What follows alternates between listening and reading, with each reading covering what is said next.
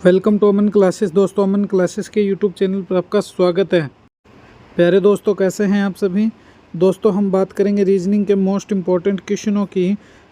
तो इनमें top 15 question हैं। इनमें से आप कितने क्वेश्चन सही कर पा रहे हो मुझे कमेंट में ज़रूर बताना। तो चलिए दोस्तों, स्टार्ट करते हैं आज की अपनी रीजनिंग की मोस्ट इम्पॉर्टेंट क्लास को।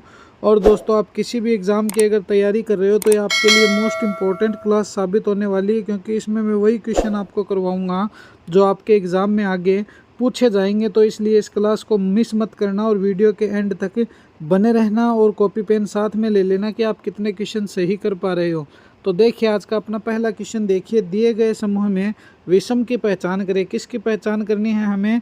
विषम की पहचान करनी है कि इसमें विषम कौन सा है। तो सबसे पहले क्या करेगा कि जब भी आपको संख्या दे दी जाए हमेशा इनको जोड़ के देखना कि 4 + 2 कितने हो गए सर? 6 हो गए। 8 + 4 कितने हो गए सर? 12 हो गए। 7 + 1 कितने हो गए सर? 8 हो गए। 9 + 1 कितने हो गए? 10 हो गए।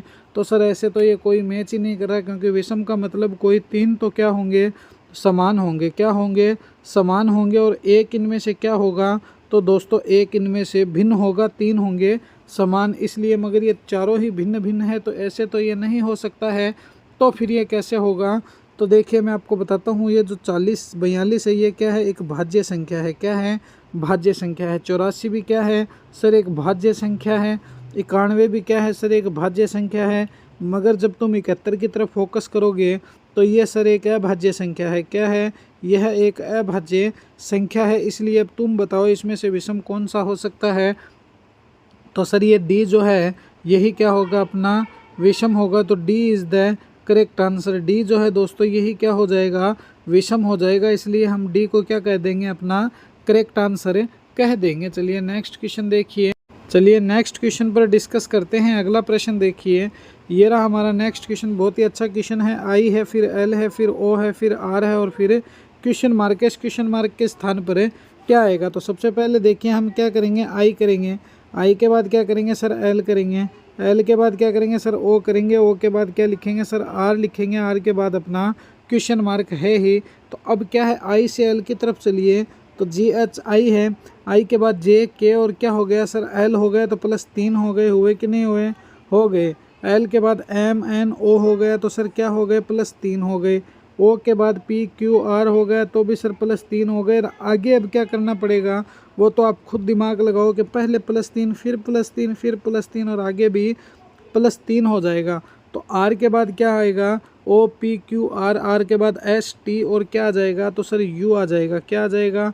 यू आ जाएगा। टी वी एस नहीं होगा बल्कि यू होगा। तो you is the correct answer. ये क्या आ जाएगा? अपना यू आ जाएगा। और ये यू ही अपना क्या है सर?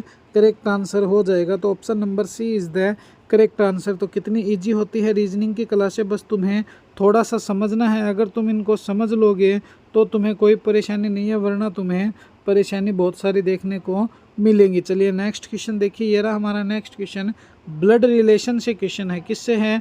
ब्लड रिलेशन से संबंधित क्वेश्चन है। और ऐसे क्वेश्चन बहुत ही ज़्यादा पूछे जाते हैं एग्जाम में और सबसे ज़्यादा कन्फ्यूजन वाले क्वेश्चन हैं। तो जब भी ऐसे क्वेश्चन आ जाए ब्लड रिलेशन के, तुम्हें कुछ नहीं करना है। हमेशा यह ध्यान रखना कि तुम जो हो वो अपने खुद के ऊपर ले लिया करो इन क्वेश्चनों को, कि मैं खुद इस क्वेश्चन में इन्वॉल्व हूँ, मैं इन क्वेश्चन में खुद शामिल हूँ, तब तो तुम इस क्वेश्चन को सही कर सकते हो, वरना ये क्वेश्चन तुमसे नहीं हो सकते। क्योंकि दोस्तों, किसी और के ऊपर देखने से काम नहीं चलेगा। देखिए एक्स जो है वो वाई का पति है।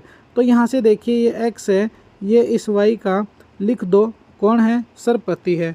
इसके बाद ये क्या बोल रहा है? डब्लू जो है एक्स की पुत्री है। इस एक्स की पुत्री कौन है? तो सर डब्लू है। कौन है? डब्लू है। ये लीजिए सर पुत्री हो गई। जेड जो है वो डब्लू का पति है। तो इस डब्लू का जो जेड है ये कौन है? तो सर ये पति हो गया। उसके बाद समझना तुम्हें, और ये क्या कहना चाहता है कि एन जो है वो जेड की पुत्री है। इस जेड की पुत्री जो है वो कौन है? एन है। एन इसकी पुत्री हो गई। तो अब क्या पूछ रहा है? एन का वाई से क्या रिलेशन है? तो देखिए इस वाई से एन का क्या रिलेशन है? तो ये दोनों तो हो गए, एक्स और वाई तो हो गए पति पत्नी। और इस एक्स की बेटी कौन हो गई? तो यहाँ से देखिए इस एक्स और वाई की पुत्री कौन हो गई? डब्लू। और इस एक्स का जवाई कौन हो गया? तो जेड हो गया। अब देखिए इस जेड का जो पुत्री है वो कौन है? एन है। तो इस एन का अपने को वाई से रिलेशन निकालना है। तो वाई इसका क्या हो गया? तो सर दादा हो गया। क्या हो गया? दादा हो गया। ये लीजिए हमने डायग्राम बनाया और क्वेश्चन सोल्व कर दिया, तो ये लीजिए sir D is the correct answer. तो ये क्या हो गया, दादा हो गया। तो ध्यान रखना ये एक्स वाई डब्लू जेड इस प्रकार के कन्फ्यूजिंग वाले क्वेश्चन जब रिलेशन में दे दिए जाएं तो तुम कुछ मत करना, तुम इनमें दोस्तों डायग्राम की तरह इनको यूज करना। डायग्राम की तरह तुम इनको यूज करोगे तो तुम्हें बहुत ही इजी वे में सोल्व हो जाएगा। और अगर तुम इन क्वेश्चनों को डायग्राम की तरह यूज़ करोगे तो इजी वे में हो जाएगा। जब तुम्हें तस्वीर से संबंधित क्वेश्चन दे दिए जाए कि एक तस्वीर में देखकर एक आदमी ने कहा कि उसके दादा मेरे भाई के भाई का पुत्र है, इस प्रकार से अगर कोई क्वेश्चन दे दे तो तुम तुम्हारे ऊपर लेकर सोल्व कर लेना। नेक्स्ट क्वेश्चन देखिए, नेक्स्ट क्वेश्चन हमारा ये रहा। एनालॉग का क्वेश्चन है, किसका है, एनालॉग का क्वेश्चन है। इसमें हमें क्या होता है कि एक तो रिलेशन दे दिया जाता है, एक रिश्ता तो समझा दिया जाता है, दूसरे को हमें खुद से चूज करना पड़ता है। देखिए पुस्तक है पृष्ठ है, तो पुस्तक का पृष्ठ से क्या संबंध है, तो जिस प्रकार पुस्तक पर पृष्ठ होते हैं उसी प्रकार सीढ़ियों पर क्या होते हैं, तो सर चलना होता है, बिल्कुल सभी चलते हैं। स्तर होता है, बिल्कुल नहीं। भाग होता है, बिल्कुल नहीं, बल्कि सीढ़ियों पर कदम रखे जाते हैं। जिस प्रकार पुस्तक के ऊपर पृष्ठ होता है उसी प्रकार सीढ़ियों पर हमारे कदम रखे जाते हैं। क्या रखे जाते हैं, कदम रखे जाते हैं। तो option number A is the correct answer. तो ये लीजिए सर सीढ़ियों पर क्या हो गए, हमारे कदम हो गए। चलिए नेक्स्ट क्वेश्चन पर डिस्कस करते हैं। अगला प्रश्न देखिए, ये ना हमारा नेक्स्ट क्वेश्चन बहुत ही अच्छा और शानदार क्वेश्चन है। देखना इस क्वेश्चन को, 3 30 है, फिर 7 के आगे क्या होगा, तो जो रिलेशन 3 30 में होगा वो हमें 7 से निकालना है। तो कैसे निकालेंगे इन क्वेश्चनों को, ज़रा गौर से समझना तुम इस क्वेश्चन को। देखिए 3 है अनुपात 30 हो गया, क्या हो गया, 3 अनुपात 30 हो गया। इस 3 अनुपात 30 में जो रिलेशन है वही हमें 7 में निकालना है। तो देखिए 3 है, 3 + 27 कितने हो गए, तो सर 30 हो गए। तो 7 + 27 कर दीजिए, कितने आ जाएंगे, तो सर 7 + 27 करते ही अपने 34 आते हैं। मगर ऑप्शन में कहीं भी 34 नहीं है, तो सर ऐसे तो ये 1% भी सॉल्व नहीं होगा, ये तो हमारा पूरा का पूरा गलत हो गया। तो फिर ये क्वेश्चन कैसे सॉल्व होगा, चलिए मैं आपको बताता हूँ। देखिए 3 है अनुपात 30 हो गया, समानुपात 7 हो गया, अनुपात क्वेश्चन मार्क हो गया। जब तुम इस 3 को समझोगे तो समझना इस बात को, 3 है, 3 का क्यूब कितना हो गया, 3 का क्यूब + 3 कर दो, कितना हो गया, तो 3 3 9 9 3 27। तो 27 + 3 कितने हो गए, 30 हो गए। इसी प्रकार 7 का क्यूब कर दो, 7 का क्यूब 343 + 3 करेंगे जैसे यहाँ पर किया था, तो 346 होते हैं। 346 भी नहीं है, तो ये क्वेश्चन ऐसे भी नहीं होगा। तो फिर ये क्वेश्चन कैसे होगा, देखिए मैं आपको बताता हूँ। 3 अनुपात 30 समानुपात 7 अनुपात क्वेश्चन मार्क कर दो। तो अब तुम इस क्वेश्चन को ज़रा गौर से समझना कि देखिए जिस प्रकार 3 का क्यूब करके प्लस इसी 3 को प्लस कर दिया, कितने हो गए, 30 हो गए। तो उसी प्रकार हम क्या करेंगे, 7 का क्यूब करके इसी 7 को प्लस कर देंगे, तो कितना हो गया, तो 343 + 7 कीजिए, कितना हुआ, तो सर 350 हो गया। कितना हुआ, 350 हो गया। और ये 350 ही अपना आंसर है जो कि डी में दिया हुआ है। तो option D is the correct answer. इस तरह से ये क्वेश्चन सोल्व होगा। तो option D is the correct answer. ये जो 350 है ये अपना करेक्ट आंसर हो जाएगा। चलिए नेक्स्ट क्वेश्चन देखिए, ये ना हमारा नेक्स्ट क्वेश्चन बहुत ही अच्छा क्वेश्चन है। 192 है, 186 हो गया, 180 है, 174 हो गया, क्वेश्चन मार्क हो गया, फिर सीधा ही 162 हो गया। तो इनमें क्या रिलेशन है वो हमें समझना है। तो सबसे पहले क्या करेंगे, हमारी सेम ही ट्रिक रहती है कि सबसे पहले हम इसको सर लिखेंगे। ये लीजिए, इसके लिखने के बाद ही हम इसको सोचेंगे कि आगे क्या आएगा। फिर 174 आ गया, फिर सर क्वेश्चन मार्क आ गया, और उसके बाद 162 आ गया। तो अब देखना तुम इसको कि अब हमें क्या करना, 192 से 186 की तरफ चलिए, तो 4 और 2 -6 हो गए, कितने हो गए, -6। 186 के 180 की तरफ चलिए, -6 हो गए। 174 की तरफ चलिए, -6 हो गए। अब क्या होगा, तो सर -6 की सीरीज़ है तो अभी भी -6 होगा। तो 174 से -6 करेंगे, 168 आ गया। 168 में -6 करेंगे, 162 आ गया। तो 168 कहाँ है, तो सर ऑप्शन नंबर बी में 168 नज़र आ रहा है। ऑप्शन नंबर बी ही अपना क्या हो जाएगा, करेक्ट आंसर हो जाएगा। तो B is the correct answer. 168 जो है दोस्तों वही अपना निकल कर आ गया जो अपना करेक्ट आंसर बनेगा। तो 168 मैंने क्या कर दिया, करेक्ट आंसर कर दिया। चलिए नेक्स्ट क्वेश्चन पर डिस्कस करते हैं। अगला प्रश्न देखिए, बहुत ही अच्छा क्वेश्चन है दोस्तों। ये क्वेश्चन तो बहुत ज़्यादा मैं आपको इसीलिए करवा रहा हूँ कि बहुत ज़्यादा एग्ज़ाम में ये क्वेश्चन पुटअप होते हैं और बहुत ज़्यादा पूछे जाते हैं, इसलिए कभी इन क्वेश्चनों में पीछे मत रहना, क्योंकि इन क्वेश्चनों में अगर पीछे रह गए तो तुम ध्यान रखना रीजनिंग में सबसे ज़्यादा पीछे और सबसे ज़्यादा दुर्भाग्यवश लोग तुम ही हो। क्योंकि मैंने इन क्वेश्चन में क्या कहा था, तुम्हें कुछ नहीं करना है, कॉमन छांट लो कि तुम्हें कॉमन कहाँ पर नज़र आ रहा है, वहीं से तुम्हारा क्वेश्चन सॉल्व होना शुरू हो जाएगा। जैसे कि देखिए मैं आपको बताता हूँ, सबसे पहले जी है, फिर एफ है, ई हो गया, फिर डैश हो गया, फिर आई, फिर जी हो गया, फिर ई, फिर डबल आई हो गया, फिर क्या हो गया, फिर डैश, फिर एफ ई और आई हो गया, उसके बाद डैश, फिर जी एफ हो गया, उसके बाद दोस्तों डैश आ गया और उसके बाद डबल आई आ गया। तो अब तुम्हें क्या करना है, इस क्वेश्चन में देखे तुम्हें कॉमन छांटने की सिंपल सी ट्रिक बताते हूँ। यहाँ पर देखो क्या है, यहाँ पर सिंपल आई है, यहाँ पर डबल आई है, यहाँ पर डबल आई है, यहाँ पर सिंपल आई है। अगर तुम यहाँ पर एक आई लगा दो, जी एफ ई, यहाँ पर तुम आई लगा दो तो जी एफ ई डबल आई हुआ कि नहीं हुआ, बिल्कुल हुआ। जी के बाद एफ लगा दो, यहाँ पर डबल आई है, हुआ कि नहीं हुआ, बिल्कुल हुआ। यहाँ पर जी एफ ई आई तो है ही, एक आई और लगा दो तो जी एफ ई डबल आई हुआ कि नहीं हुआ, बिल्कुल सर हुआ। यहाँ पर जी एफ है, यहाँ पर जी एफ है और यहाँ पर ई लगा दो, ये डबल आई पहले से है तो ये सेट हो गया कि नहीं हो गया, वाह सर बिल्कुल सेट हो गया। हमने क्या क्या इंक्लूड किया इसमें, तो हमने इसमें आई ऐड किया है, फिर एफ ऐड किया है, फिर जी ऐड किया है, फिर आई ऐड किया है, फिर ई ऐड किया है। तो आई एफ जी आई ई कहाँ है, आई एफ जी आई ई देखिए ये भी नहीं, ये भी नहीं, ये भी नहीं, मगर ऑप्शन नंबर ए देखोगे तो आई एफ जी आई ई यही अपना करेक्ट आंसर हो गया जो हमने ऐड किया है। तो मैंने क्या किया था, मैंने बस एक रिलेशन पकड़ा था कि यार यहाँ पर डबल आई है, यहाँ पर डबल आई है, यहाँ पर अगर सिंगल आई है तो क्यों ना यहाँ पर एक आई चेप दें, फिर यहाँ पर ई है तो जी के बाद एफ आएगा, क्योंकि यहाँ पर एफ दिया हुआ है तो ये लीजिए सर हमने एक एफ चेप दिया। तो ये क्वेश्चन सोल्व हो गए ऑटोमेटिक। मैंने कोई अपनी यहाँ पर कोई बहुत बड़ा कोई दिमाग नहीं लगाया, बहुत बड़ी कोई ट्रिक नहीं लगाई है, बल्कि मैंने तो सिंपल सा सोल्व किया है, वो भी रिलेशन देख के, और मेरा क्वेश्चन सोल्व हो गया। तो एग्ज़ाम में तुम भी ऐसे करोगे तो तुम्हारा भी क्वेश्चन सोल्व हो जाएगा। नेक्स्ट क्वेश्चन देखिए, ये रहा हमारा नेक्स्ट क्वेश्चन, बहुत ही अच्छा क्वेश्चन है। यदि किसी कोड भाषा में माइनस को तो प्लस लिख दिया, प्लस को मल्टीप्लाई गुणा कर दिया, गुणा को भाग कर दिया और भाग को माइनस कर दिया, तो प्रश्न में उत्तर क्या आएगा, ये समीकरण हमें सोल्व करनी है। तो देखिए कोई दिक्कत वाली बात नहीं है, बहुत ही आराम से सोल्व हो जाएगा। ये मत करना कि इसने माइनस को प्लस कह दिया, प्लस को मल्टीप्लाई कह दिया, अपने पेपर को ख़राब मत करना, क्योंकि तुम्हें एग्ज़ाम में एक ही पेपर मिलेगा, दूसरा वाला मिलने की कोई सार नहीं नज़र आएंगे। तो इसलिए क्या करना है, तो तुम सीधे सीधे समीकरण ही बना लेना कि यहाँ पर देखिए इसने 3 दिया है, हमने भी 3 लिखना शुरू कर दिया और अपने समीकरण पर फोकस करना शुरू कर दिया है। देखिए करते हैं इसको सोल्व अब देखिए इसे करते हैं सोल्व डायरेक्ट। देखिए इसने क्या कहा है, सबसे पहले इसने 3 कहा है, 3 के बाद इसने भाग दे रखा है। तो अब देखिए भाग कहाँ से लेंगे, तो इसने भाग का अर्थ क्या कहा है कि भाग का अर्थ माइनस होता है, तो 3 माइनस, फिर इसने कितना लिखा है, 12 लिखा है, 12 के बाद इसने माइनस कहा है और इसने माइनस को क्या कहा है, प्लस कहा है, तो 12 प्लस 40 हो गए। 40 के बाद इसने प्लस कहा है तो इसने प्लस को मल्टीप्लाई कह दिया, तो 40 मल्टीप्लाई 5 हो गए, और मल्टीप्लाई को इसने क्या कहा है, भाग कहा है, तो भाग हो गए 20। अब देखिए यहाँ से क्या करना है, क्वेश्चन मार्क ले लेना है, ये लीजिए क्वेश्चन मार्क ले लिया। तो देखिए 3 माइनस 12 प्लस 40 इंटू 5 माइनस भाग 20 बराबर क्वेश्चन मार्क है।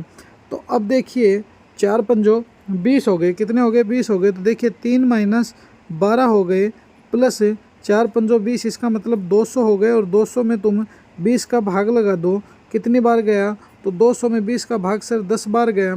तो अब देखिए यहाँ पर कितने हो गए, तो 3 माइनस 12 प्लस 10 कितने हो गए, 3 माइनस 12 प्लस 10, तो 3 और 10 कितने हो गए, तो 13 माइनस 12 बराबर 1 हुआ कि नहीं हुआ आंसर, सर बिल्कुल हो गया, क्योंकि 13 में से 12 गए, 1 ही तो बचा है।